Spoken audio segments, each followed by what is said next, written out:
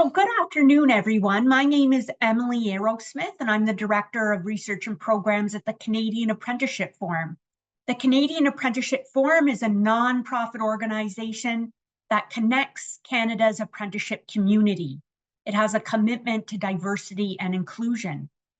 And in keeping with Indigenous protocol and building respectful relationships with Indigenous and non-Indigenous peoples in Canada, it is customary to acknowledge the traditional territory or the ancestral lands of Indigenous peoples. We are meeting today virtually, so I would like to acknowledge that there are Indigenous peoples who are traditional stewards of the lands and waters where each of us attends the meeting this afternoon. And if you would like to acknowledge the territory you're from, please feel free to do so in the chat. CAF recognizes that the Indigenous landscape of Canada is broad and it encompasses many First Nations, Métis, and Inuit peoples. And we respect and affirm the inherent treaty rights of all Indigenous peoples across Turtle Island. And we would invite you to ask yourself, what intentions do you have to disrupt and dismantle colonialism beyond this territorial acknowledgement? So before we get started today, just a few housekeeping items. To ensure everyone has an enjoyable experience and to reduce all the background noise, we have put attendees on mute and we have turned the videos off. But if you have questions or comments, we really encourage you to ask. Just ask in the chat function, and then I will read out your questions at the end of the presentation and try and get answers for you. And if we're unable to answer during the live session, we will follow up after the event and try and get an answer for you. And we will be sharing the PowerPoint and a recording of the presentation. So if you'd like to review at a later time, please feel free to do so. I'm really excited today to welcome Workplace Safety and Prevention Services, Chrissy and Pamela, to do a presentation with us to share some information about resources that they have for employers.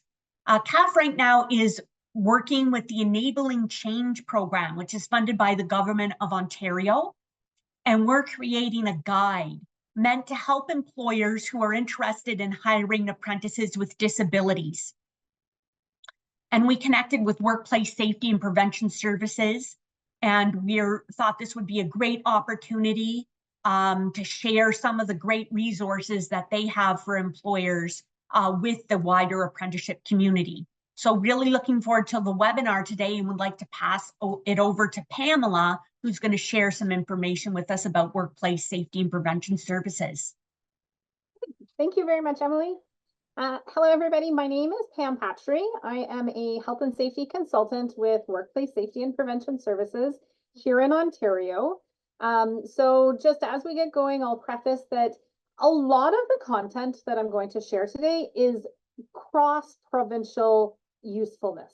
It's going to be great for all sorts of sizes of businesses as well as locations. If you have questions with regards to legislation in your particular province that's outside of Ontario, I may not have an answer for you specifically on the spot. We'll be happy to do some additional research afterwards and be able to support you that way. But just for today's purposes, a lot of the information will be from the Ontario legislation, but you'll be able to see how a lot of the content crosses over across provinces. So thank you very much for having us. So Workplace Safety and Prevention Services, WSPS, is a provincial health and safety association in Ontario. We work with 171,000 member firms in Ontario, and we work with 4.2 million workers across the province in the manufacturing, agriculture, and service sectors. That's our primary group that we work with. We work to support compliance in both federal and provincial health and safety regulatory requirements to help businesses not just meet compliance, but go into those best practices and really take that focus into how do we keep our workers safe in the workplace. At the end of the day, that's the priority for all of us. We want to make sure that our workers are safe, that they go home every day the same way that they came to work in a healthy and safe manner. We offer consulting, training, and guidance and resources to businesses to help them to protect their workers. In Ontario, the health and safety system is based on these three partners in the system. So we have the Ministry of Labor, Immigration Training and Skills Development. They're your enforcement in Ontario. They're the inspectors who come on site to inspect workplaces, who look at critical injuries, who may use enforcement to lay tickets or fines for contraventions of legislation. You have the WSIB, the Workplace Safety and Insurance Board. They're the insurance side of health and safety. And then you have WSPS. We're one of 4 health and safety associations that are sector specific, and we're prevention. And we're there to help businesses make sure that they don't have insurance claims or premium increases, or they don't have Ministry of Labor visits or tickets or fines. So we're that prevention side of it, it being our focus. So often we hear from businesses, how do I find time for safety? How can I learn what I need to do? And how can I maybe go beyond compliance? This is the Ontario Occupational Health and Safety Act. Sometimes it's referred to as the Green Book. This legislation explains the legal responsibilities of every party in the workplace, the employer, the supervisor, and the worker. And then it also has different regulations that define specific legislation on how to work safely. So for example, in industrial regulations or designated substances or even first aid. So there's specific regulations that support the actual act itself, the actual legislation. And so we often hear, how do I find time for safety? How do I have the time to do this when I need to be doing my work or helping my workers actually get the product out the door or serve our customers? And so at WSPS, we've created many simple solutions to really help make that process easier, to make the support something that is self-served and accessible when an employer needs it, not in the Monday to Friday 9 to 5 days, but there might be a time when an employer wants to be working at the evening or on a weekend. So making sure those resources are available. And we're going to show you those resources today. Health and safety is based on the internal responsibility system. And in Ontario, it is the foundation of the Occupational Health and Safety Act. It defines the duties of the employer, the supervisor, and the worker. And so whether you're in Ontario or not, I do think that this foundation of the IRS, or the internal responsibility system, really is the basis of how we keep our workers safe. So the employer is responsible to provide a safe working environment. They need to establish a health and safety program. They need to establish rules and a policy, and they're responsible for the overall health and safety within the organization. Then you may have supervisors.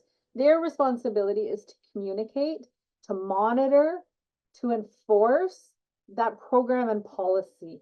They're the ones that are making sure that it's actually happening on the floor.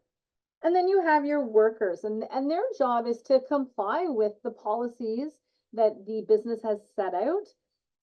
Their job is to participate in health and safety by identifying hazards, bringing concerns forward, and really having that conversation about safety, because they're the ones that are out there doing the work. They're the ones that know where the hazards exist, or they're the ones that know if there's something that could be done better to make it a safer environment. So that worker's job really is to participate, raise concerns, and also comply with the rules set out by the organization or the business, as well as by the legislation. On the right, we talk about the Joint Health and Safety Committee, or the Health and Safety Representative.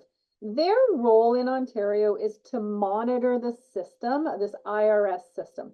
Their job is not to create the policies and procedures. Their job is not to enforce the program, but their job really is about monitoring that it's actually happening, or that it's actually working in the business the way it was supposed to. They are able to make recommendations to the employer, and they can support that effective communication between all workplace parties. They're there as a supportive role to have those conversations, to help workers raise their concerns if they're having any, and to support the employer when identifying hazards and reviewing health and safety programs and helping them to make sure that they make sense. So they're a side program that supports that IRS system. So often, as I said, how do I find time and where do I start? Those are the first two questions we get. And so where do you start? At WSPS, we have this fantastic small business center. Throughout the presentation, you will see some slides have that little icon on the top that sort of looks like a computer with a round bowl shape. Those are actually links. So you should be able to click on them and it'll take you actually to our small business center. If while we're going through, you want to click on it and save them for later to look at. So while this does say small business center, I really believe that it's for businesses of all sizes. So you'll notice on the left-hand side in that box, it says the safety roadmap. And the way that this is broken down is to look at legislation and requirements based on the size of a business. So we have 1 to 5 employees, 6 to 19, 20 to 49. So it really breaks it down to say, if this is the number of workers you have, then this is the requirements that you have to match it. So it looks, this roadmap looks at things like your policy and procedures. It looks at injury and illness reporting. It looks at hazards. It looks at violence and harassment, incident investigation and analysis. And so it breaks it down into a checklist that says, do you have yes or no? So one of the questions says, do you have a policy on health and safety? Yes or no? One of the questions says, do all of your workers understand their rights and responsibilities in the workplace? One of the things I often say to businesses is it's a hard yes or a hard no. If your answer is, I think so, maybe, probably, I think they do, then that probably is a no. So really think about that hard yes and that hard no when you're answering those questions about, do I have it? Do my workers know? So a really great place to start here is with this safety roadmap, and it'll walk you through based on the size of your business, the requirements that you have. From there, there's many downloads that you can use from this roadmap. So one example is what to post in the workplace. In Ontario, we have requirements of different posters that are required to be posted in the workplace. So this document here tells you what to post, where do I post it? And there's actually links on that small business center to the posters so that, if you need the prevention starts here poster or the WSIB in case of injury 1, 2, 3, 4 poster, you can actually click and download it through that small business center. So it really makes it nice and easy and quick to be able to access the resources that are needed. Another download that's available, and I think it's a really timely one when injuries happen in the workplace, is looking at an investigation report. So we provide reporting information about when it needs to be done and who it needs to be reported to. So for example, if there is a first aid event, who do you notify? The first aider immediately to do the first aid and potentially using a first aid log entry, as well as the supervisor who may look at using an internal accident investigation report, which is a really great best practice to try and find that root cause.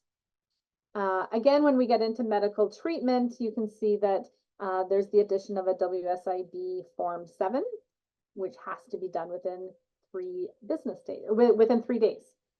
And finally, when there's a critical injury or a fatality, the Ministry of Labor, Immigration, Training and Skills Development has to be notified.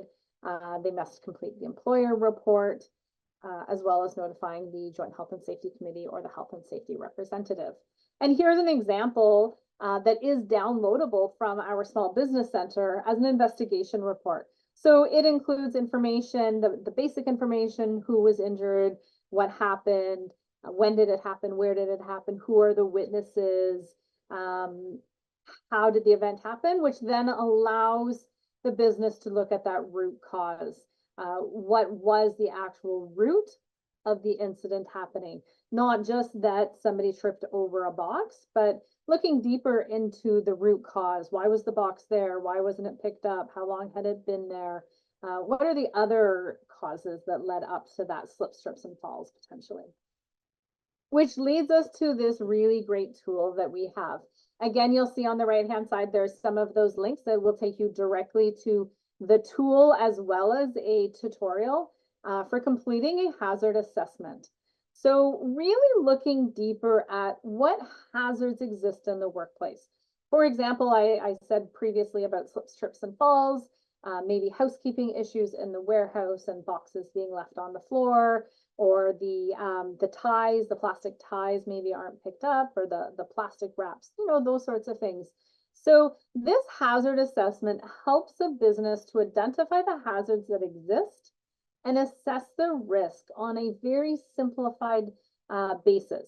You may have experience with risk assessments that are very large and have many different numbers and boxes that help you identify that risk. But taking a more simplified approach makes it a little bit easier for smaller businesses to identify their risk level. So for example, we're going to look at the task or activities.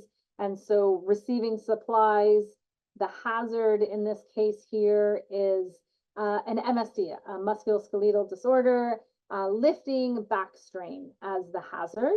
And so then we have likelihood, consequence, and ratings. And so at the bottom, you can see when you assess the risk, the likelihood is the hazard likely to cause an injury? Yes or no? Really simple. Is that hazard likely to cause an injury? Yes or no? And then we have the consequence. Can the hazard cause serious injury or illness? Yes or no? So then if you have 2 yeses, it comes out with a high risk. If you have a yes and a no, then it comes out as a medium risk. And if you have 2 no's, it comes out as low.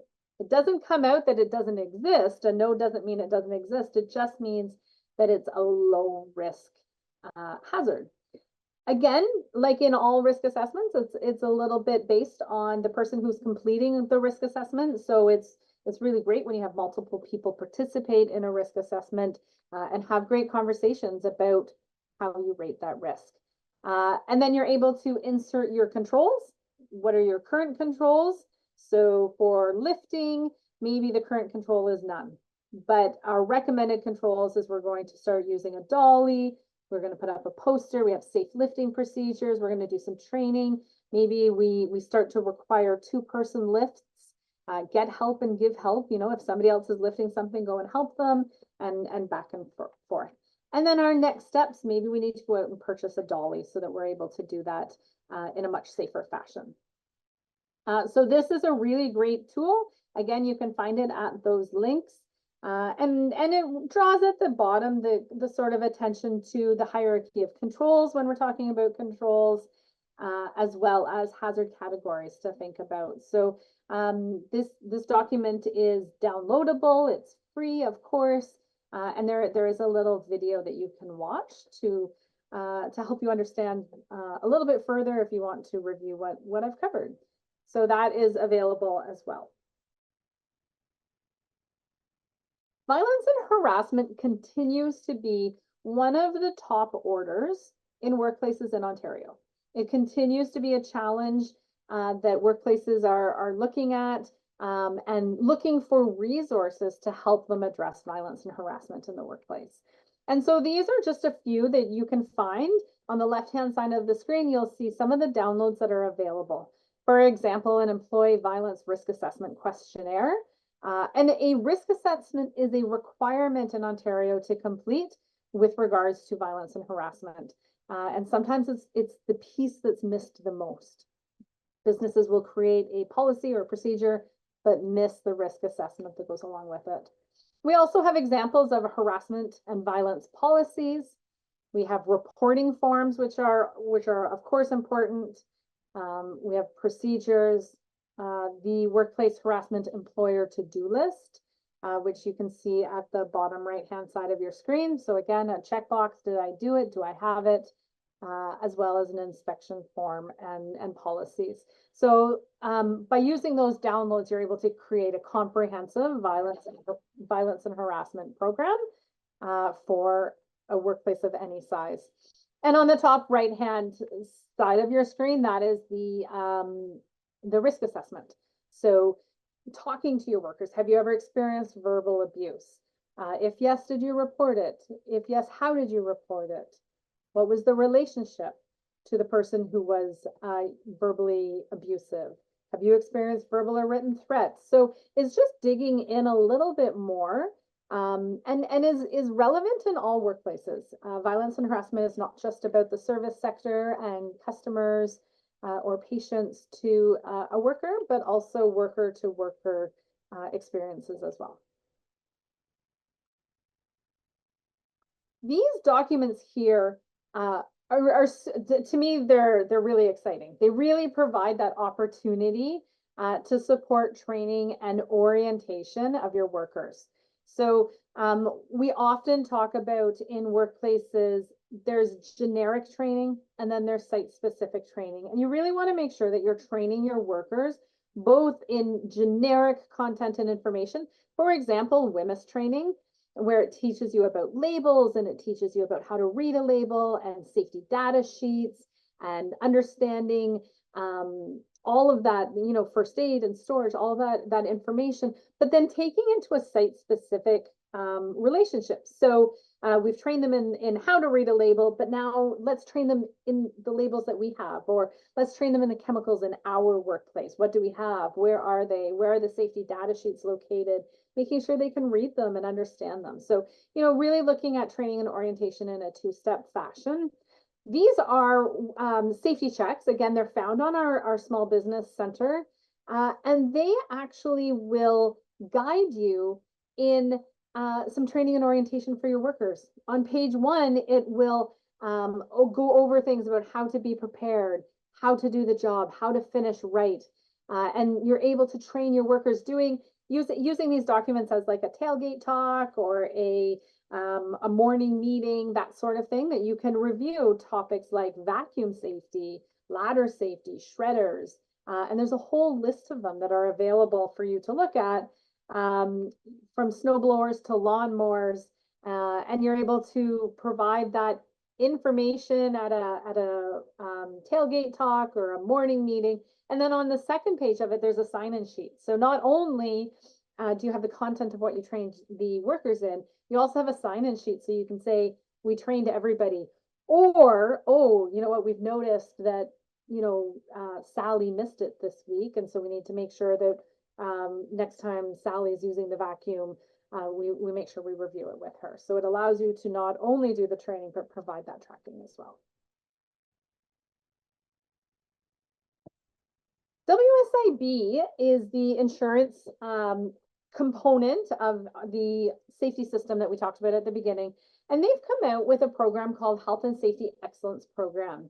This program is actually a rebate program that incentivizes businesses to work on health and safety that you probably should be doing anyways. So there's over 40 health and safety topics, 13 at the foundational level, and then it goes up to medium and in advanced level topics. And it looks at everything that really is on that safety checklist. So leadership and commitment, communication, hazard identification, workplace inspections, controlling hazards, incident investigations, and analysis. So there's over 40 topics that a business can work on by joining this program, and upon successful completion of their topics, they're able to achieve a rebate based on the premiums that they pay.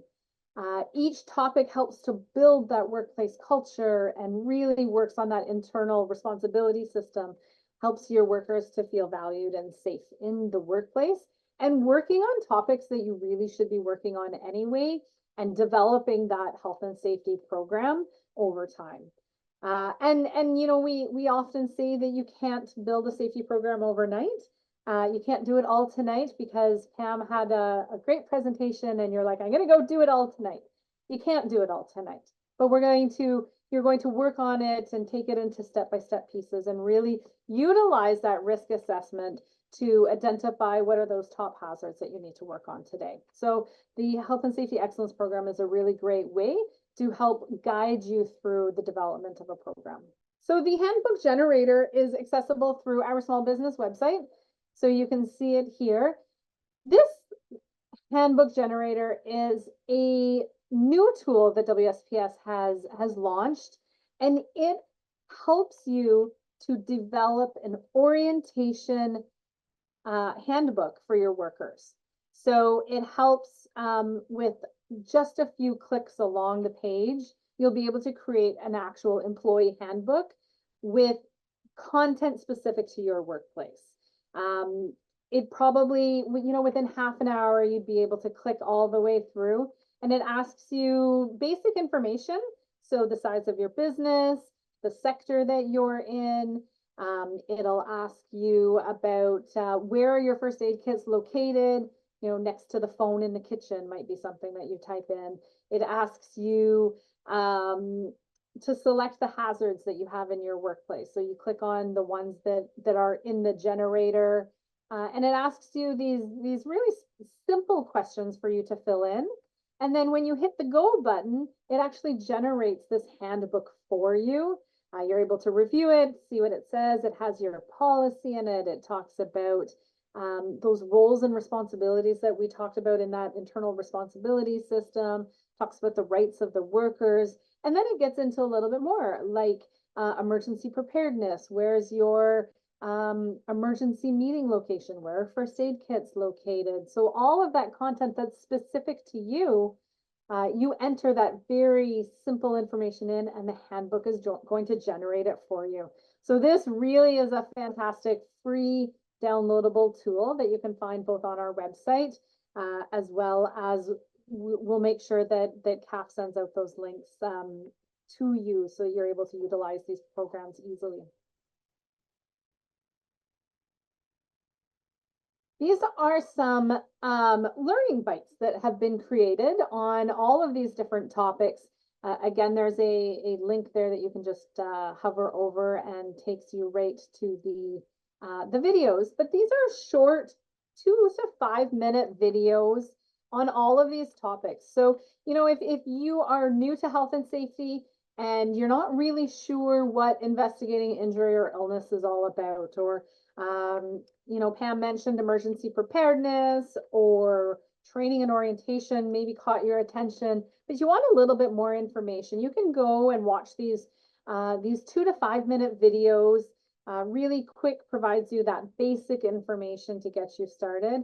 And you'll notice that as you go through the topics, they all start to really interrelate into that small business checklist that we talked about in the Small Business Center. And again, it's for businesses of all size. I specialize in small businesses, so that's where my brain goes first, but it's really relevant to everybody. And so you're able then to connect when I do that checklist and I see that I need to do more work on my safety board, for example, then I can watch the video and then download all of the posters that are needed. So you can see how they really link nicely together. WSPS in the last year has come out with many new resources available in different languages. So these resources here are about staying safe at work with these tips. They're for the manufacturing safety resources. They're in 6 languages that you can see there. And through those QR codes, you're able to actually download the one that's relevant to your workers.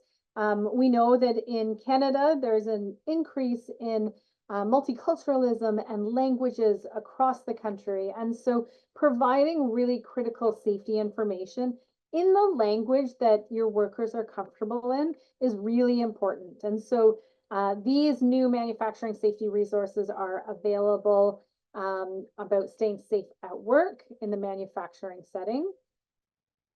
These ones here are related to agriculture. So safety resources in 4 languages with regards to the agriculture sector. Again, staying safe at work with these tips in Spanish, Thai, Vietnamese, and English. So, you know, really looking to support your workers in the language that they understand, in really simple and easy to use languages. So not just within their language, but simplified, to make sure that your workers understand the content and they're able to put it into practice. So it'll help to protect them at work and make your workplace safer.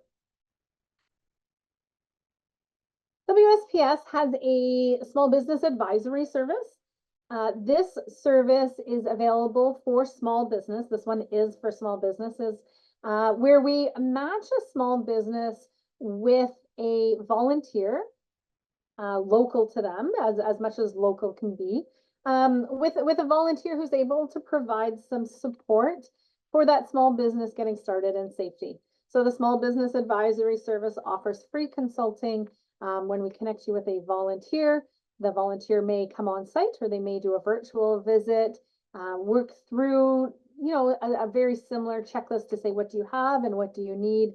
And then help you over a period of time to develop those things. They're there to answer your questions and support the small business. So it's really easy to apply. You're going to have both Kiersey's and my information at the end, and you can connect with us for any questions, whether it's Small Business Advisory Service or others, and we'll be able to connect you to those resources to support you. WSPS has a small business safety podcast, and you can get it anywhere that you subscribe and listen to podcasts, from Spotify to Apple Podcasts to Google Podcasts. And they're pretty short. We try to keep them to about 30 minutes and provide content and information from special guests to some resources. So most recently, there's a podcast about first aid regulations. We did one recently about young workers. So we had an actual young worker join the podcast with us to talk about their experience being in the workplace and what worked well for them and what didn't. And then we often will have podcasts on different hazards. We've had one on racking. We've had it on heat stress or cold stress, those sorts of things. So I highly suggest, you know, check out our podcast. You'll be able to listen to it when you're you know, doing the dishes or driving to work. Is a great time to just, you know, tune in and see what's new in the small biz safety world. We also have health and safety awareness programs. These originally were just meant for high school students, but we're really looking to expand that reach and provide a health and safety awareness program to groups of individuals to equip students, new and young workers with essential safety knowledge and practical skills. So this is delivered again by our volunteers that help to foster a safety conscious mindset in the workplace. We go into into environments, schools, or community settings to deliver a really dynamic program. And it can also be done virtually. It really provides crucial health and safety information for new and young workers. It increases their understanding and awareness of types of hazards, as well as gives them the confidence to address the hazards in the workplace. So not just to be able to say, oh, I see that there's a hazard, but how do I address it and how do I raise my concerns that that hazard exists? So it gives them that confidence to understand how to deal with safety issues as they arise. So as I start to wrap up here, in health and safety, you're not alone. There's many health and safety partners, not just in Ontario, but across the country. Here you have your health and safety partners in Ontario, and lots of resources exist from all of those system partners. And finally, I'm going to put this slide up here. There is our Small Business Center QR that you can go to again, as well as Kiersey's and my emails that we're happy to answer any questions if we don't get to them now, or if you want to follow up with some more individualized specific questions, we're certainly happy to answer them. So today we really looked at lots of resources that are available. All of them are free, accessible, and easy to use. And we really encourage you to take that time, identify where you are today in your health and safety program and where you need to get to create and foster that safe culture to keep your workers healthy and safe. So thank you very much. And Emily, I think that I do see some questions if you want to ask them, and then Kirsty and I can bounce back and forth and answer them. Sure. I think you answered a lot of them. That people just asking, are the resources freely available? And they are, which is amazing. I did have a question though. If you're if a small, medium-sized business is hiring an apprentice for the first time, and the apprentice is probably a younger worker, they're anywhere from maybe like 19 to like 25, 30. What advice, or do you have any resources that would help a small employer who's taking on an apprentice for the first time, and maybe that apprentice doesn't know a lot of health and safety, and the small employer's trying to do an orientation to get things off on the right foot? Do you have any advice or resources that might help employers in that position? That's a really great question. And so new and young workers are at an increased risk of being injured or hurt in the workplace within the first month. And so taking the time to ensure that they understand the environment and the work that they're doing, and not relying on the knowledge that you think that they're coming from their schooling or from previous placements. So using the handbook generator for one thing would be a really great place to start, developing that content, but then also looking at a mentorship or a buddy program, which goes really along nicely with that apprenticeship development. So taking that time, it's the biggest thing that we need to make sure is that we don't just send our workers off to work because we think that they can do it, but take the time to show them how to do it. In the podcast where we had the young worker, he talked about, you know, the show me, teach me, lead me, watch me type fashion. So, you know, don't just say, please go do this, but this is what I'd like you to do, and this is how I'd like you to do it. Now you show me how you did it. Now let me watch you do it, and then go forth and do. So really taking that little bit more time to provide that opportunity to guide them through their work. Kirsty, is there anything else you'd like to add? Unmute here. Thanks, Pam. First, I just want to say I appreciate all of the questions and comments through there, and thrilled that people are excited by this. Like to say we're sort of the best kept secret out there. No gimmicks. These resources that Pam highlighted are free and available. So when it comes to orientation, yeah, I'm glad that question came up, Emily, because you know, there's no doubt they are at the highest risk. And all I'll reiterate is repetition and different learning styles. So really important to have milestones. You're going to tell them what you're going to tell them. You're going to show them. You're going to observe them doing that work. And then you're going to remind them about it at regular intervals.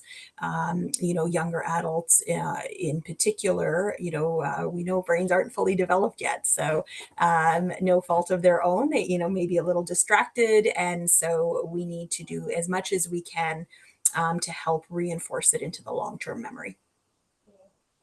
Okay, great.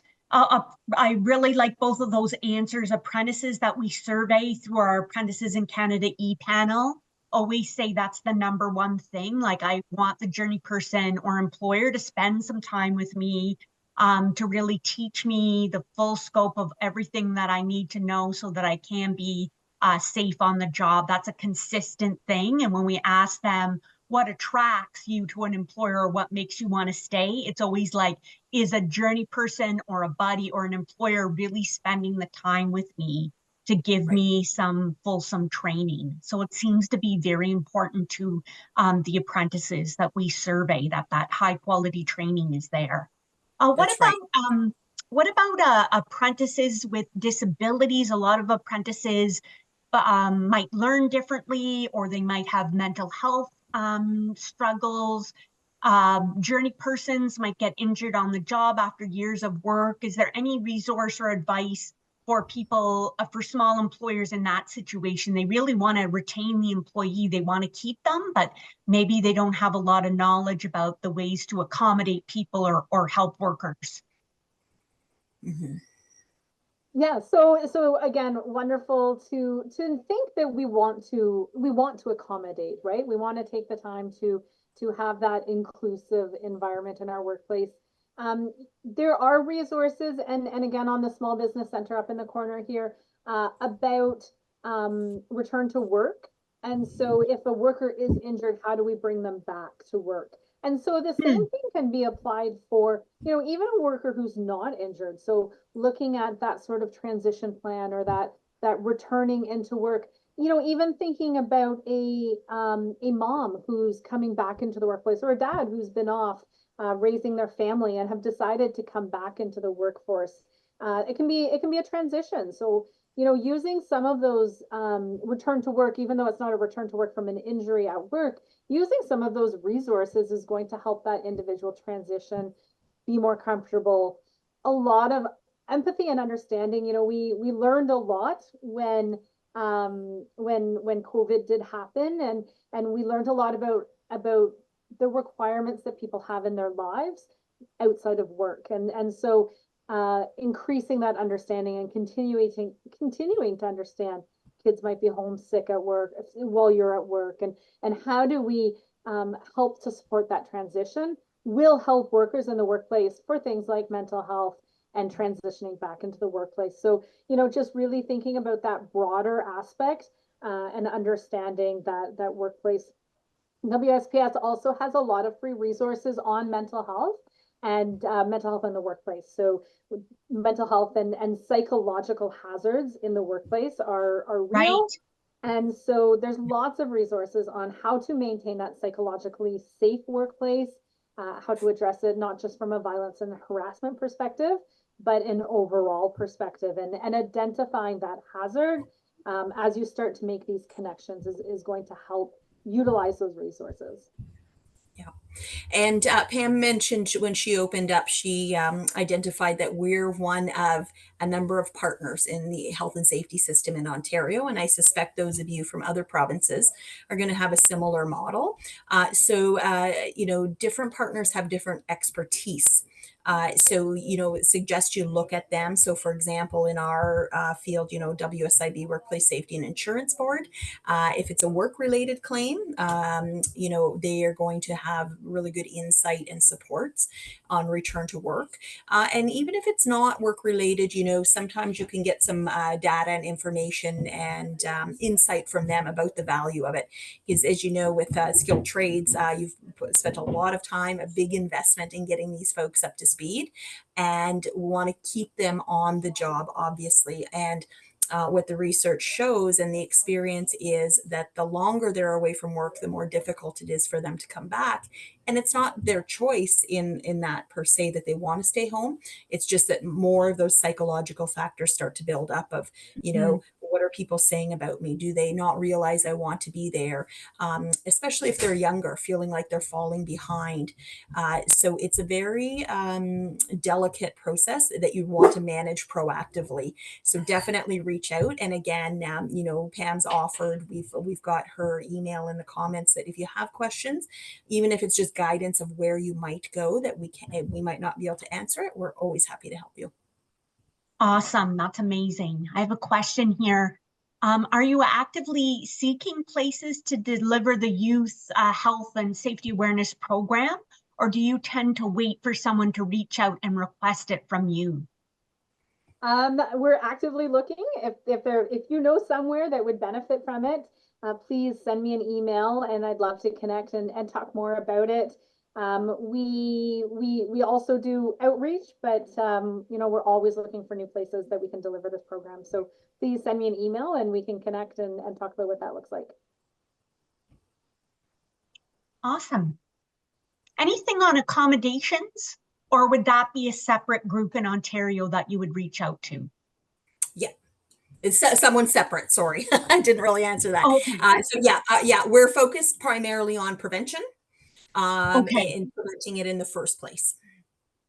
Yeah, so in terms of prevention, one of the common barriers that we experience in the apprenticeship community is not feeling safe at work and feeling bullying and harassment, but often a small employer's like, I've got no HR department. I don't feel equipped to try to like have prevention around this issue.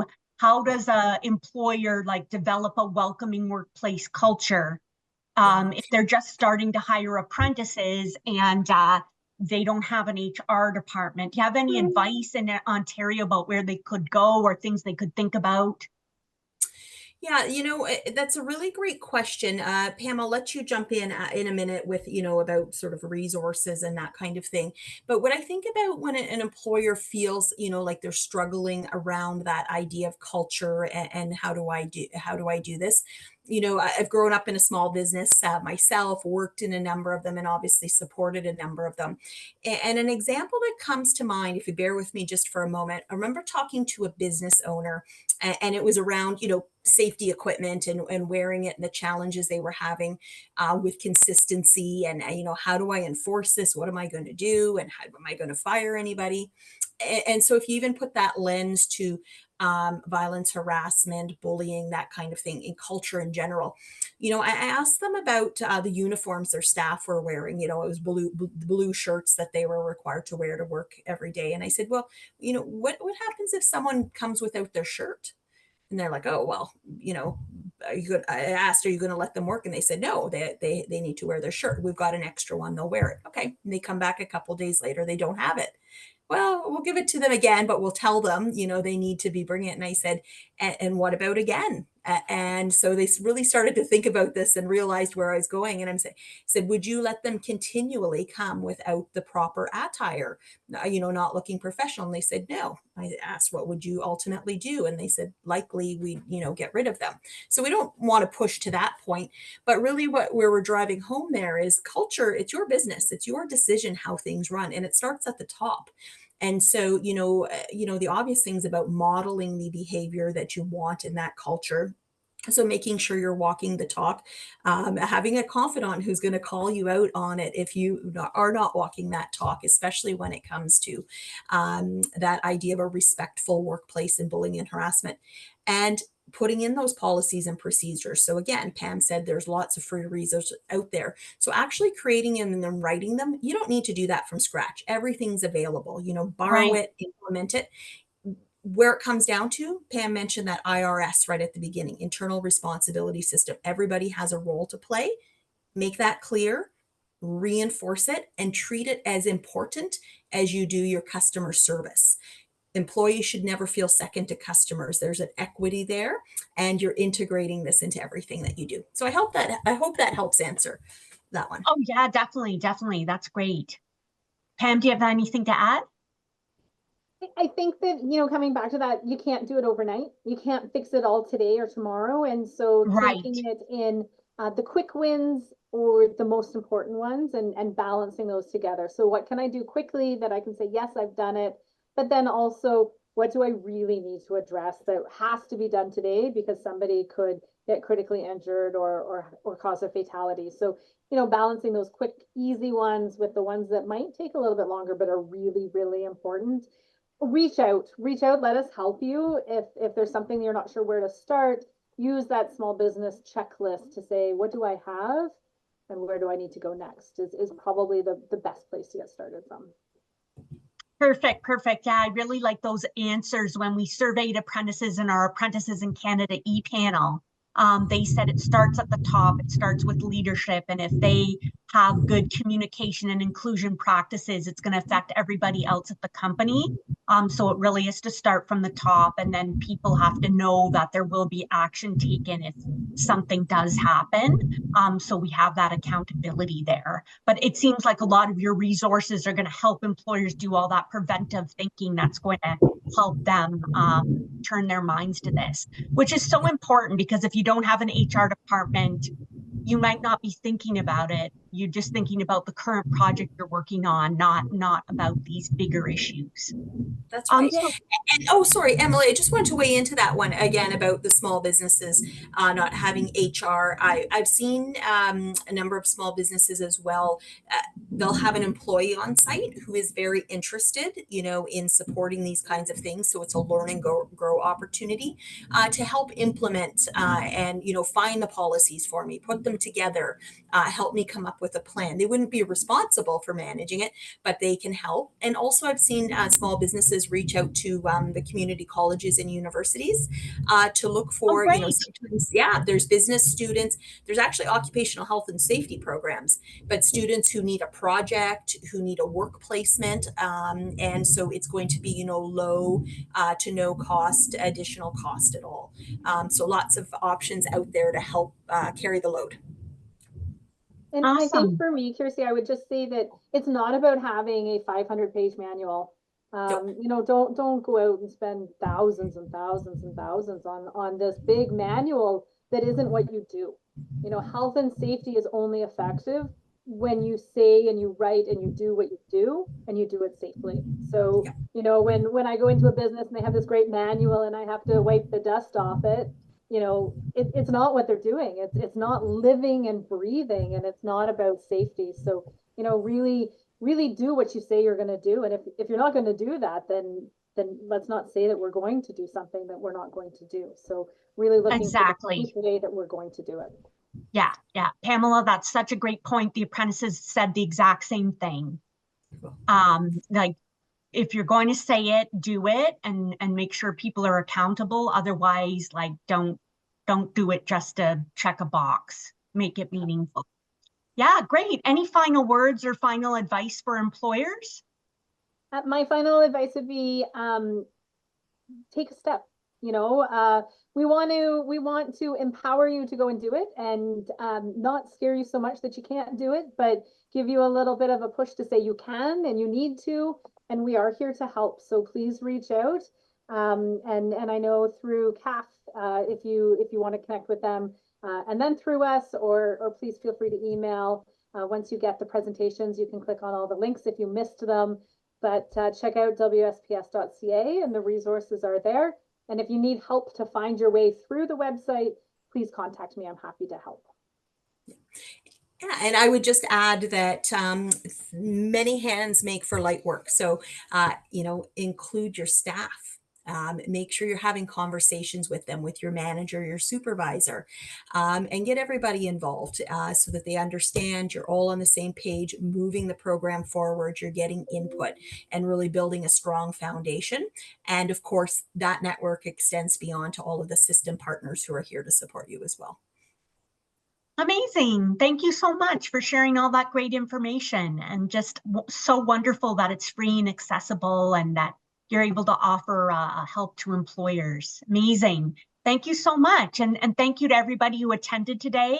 And we'll happily send out the recording and the PowerPoint. And once again, as Pamela was saying, you can download all the links and get access to the free resources. So thank you, everybody, and have a wonderful afternoon. Have a safe day. Thank you for joining us.